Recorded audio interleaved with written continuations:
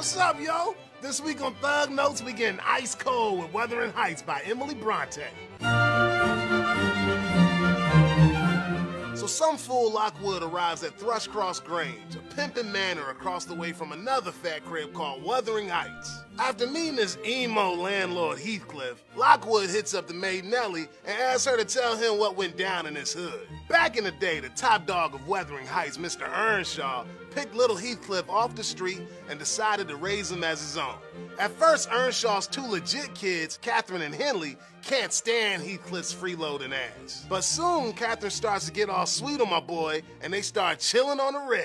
Henley still got beef though, especially since Earnshaw favors Heathcliff. When Earnshaw checks out for good, Henley puts Heathcliff in his place and makes him work like a slave. Unacceptable. Everything's bump until Heathcliff's biddy meets Edgar from T-Cross Grange, who starts cock-blocking our boy by laying the mac on Catherine. Since Edgar's pants sagging from them $100 bills and Heathcliff broke his shit, Catherine decides she's gonna marry Edgar even though she don't love him. Skank. But Heathcliff be all like, nah, f this, I'm out, and chunks deuces out of Wuthering Heights. Years later, Heathcliff comes back minted like a f***ing baller. Ain't nobody know where he got them swole dollars from, but he gonna use it to get back at all them haters who done shit in his cereal. Heathcliff swindles Henley and his son Harrington, jacks Wuthering Heights, and treats Henley like a bitch till he dies. Then he marries Edgar's sister, Isabella, just to get his hands on T-Grange.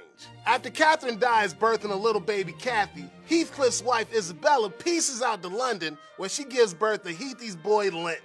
10 years later, baby Kathy's still living in T-Grange, and Heathcliff got his boy Linton back. When Linton starts hollering at Kathy, Heathcliff forces them to marry so he can get his grubby hands on T-Grange. After Linton dies, Heathcliff got it all and keeps Kathy under lockdown. After a lot of time and choice words, Kathy warms up to Henley's son Harrington and they get engaged. But Heathcliff ain't never gonna see that day because Catherine's memory hunts Heathcliff so raw that it kills him. Dub Heezy is a trill example about what happens when a player's soul is torn between love and hate. Heathcliff spends the first half of the book trying to hang on to his honey Catherine, all while getting smacked around by Henley. But once Catherine marries Edgar, Heathcliff feels like he got played and starts sipping that haterade. But Heathcliff ain't bringing his vengeance to the streets. To wreck these rich haters, Heathcliff gotta beat them at their own game. He gets to jump on Henley by stacking grands and swiping his hood. Then he uses his own wife and kids to get more green. And so for Heathcliff, his wife and kids are just another commodity to trade. But it ain't enough to just burn all his back-wind brothers. He also gotta mess with the new kids on the block. And the next generation always ends up mirroring the last. Just like Heathcliff caught beatdowns from Henley left and right, Heathcliff wrecks Harrington 24/7. But no matter how lost Heathcliff gets looking for vengeance, he'll always be haunted by the woman he loves. In fact, he got exactly what he wanted. Catherine Earnshaw, may you not rest as long as I am living. You said I killed you.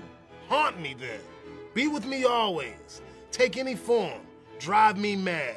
Only do not leave me in this abyss where I cannot find you. Peep this symbol, son. Catherine's love can go one of two ways. Wuthering Heights is surrounded by a whole bunch of nature and crazy weather, representing the hardcore passion of Catherine's love for Heathy.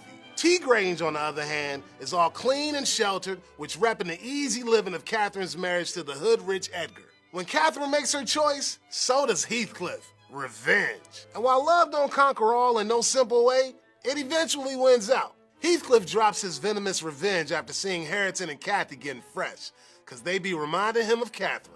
And since he reclaims his humanity by dropping his vengeful grind, H-Dog's departed soul can finally join the ghost of Catherine that's been haunting him for so long.